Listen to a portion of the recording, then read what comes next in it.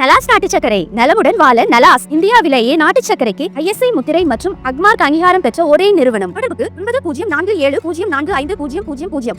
தற்போது வந்துள்ள அண்மை செய்தி.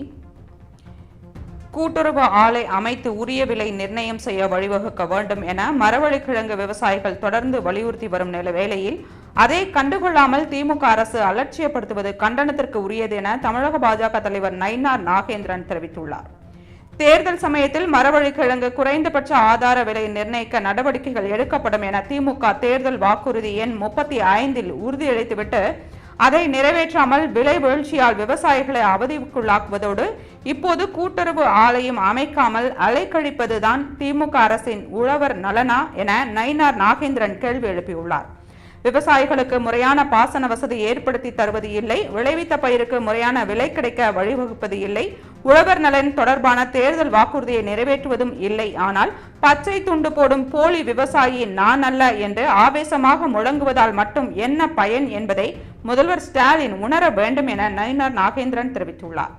விளம்பரங்களை விடுத்து உடனடியாக மரவள்ளிக்கிழங்கு கூட்டுறவு ஆலை அமைத்து குறைந்தபட்ச ஆதார விலை நிர்ணயிக்க வேண்டும் என நயினார் நாகேந்திரன் வலியுறுத்தியுள்ளார்.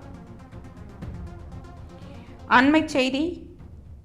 கூட்டுறவு ஆலை அமைத்து உரிய விலை நிர்ணயம் செய்ய வழிவகுக்க வேண்டும் என மரவள்ளிக்கிழங்கு விவசாயிகள் தொடர்ந்து வலியுறுத்தி வரும் வேளையில் அதை கண்டுகொள்ளாமல் திமுக அரசு அலட்சியப்படுத்துவது கண்டனத்திற்கு உரியது என தமிழக பாஜக தலைவர் நயினார் நாகேந்திரன் தெரிவித்துள்ளார்.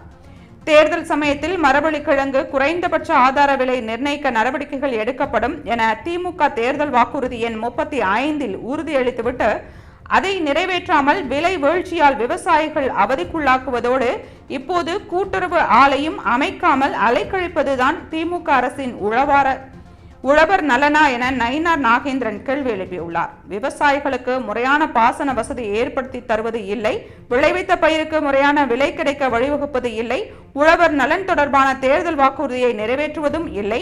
ஆனால் பச்சை துண்டு போடும் போலி விவசாயி நான் அல்ல என்று ஆவேசமாக முழங்குவதால் மட்டும் என்ன பயன் என்பதை முதல்வர் ஸ்டாலின் உணர வேண்டும் என நயினார் நாகேந்திரன் தெரிவித்துள்ளார்.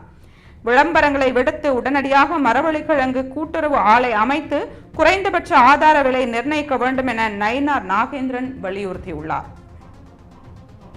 அண்மை செய்தி. கூட்டுறவு ஆலை அமைத்து உரிய விலை நிர்ணயம் செய்ய வழிவகுக்க வேண்டும் என மரவள்ளிக்கிழங்கு விவசாயிகள் தொடர்ந்து வலியுறுத்தி வரும் வேளையில் அதை கண்டுகொள்ளாமல் திமுக அரசு அலட்சியப்படுத்துவது கண்டனத்திற்கு உரியது என தமிழக பாஜக தலைவர் நயினார் நாகேந்திரன் தெரிவித்துள்ளார்.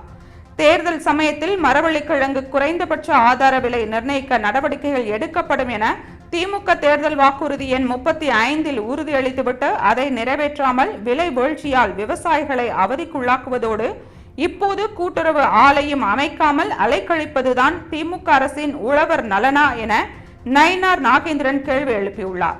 விவசாயிகளுக்கு முறையான பாசன வசதி ஏற்படுத்தி தருவது இல்லை, விளைவித்த பயிருக்கு முறையான விலை கிடைக்க வழிவகுப்பது இல்லை, உழவர் நலன் தொடர்பான தேர்தல் வாக்குறுதியை நிறைவேற்றுவதும் இல்லை. ஆனால் பச்சை துண்டு போடும் போலி விவசாயி நான் அல்ல என்று ஆவேசமாக முழங்குவதால் மட்டும் என்ன பயன் என்பதை முதல்வர் ஸ்டாலின் உணர வேண்டும் என நயினார் நாகேந்திரன் தெரிவித்துள்ளார். விளம்பரங்களை விடுத்து உடனடியாக மரவள்ளிக்கிழங்கு கூட்டுறவு ஆலை அமைத்து குறைந்தபட்ச ஆதரவு விலை நிர்ணயிக்க வேண்டும் என நயினார் நாகேந்திரன் வலியுறுத்தியுள்ளார்.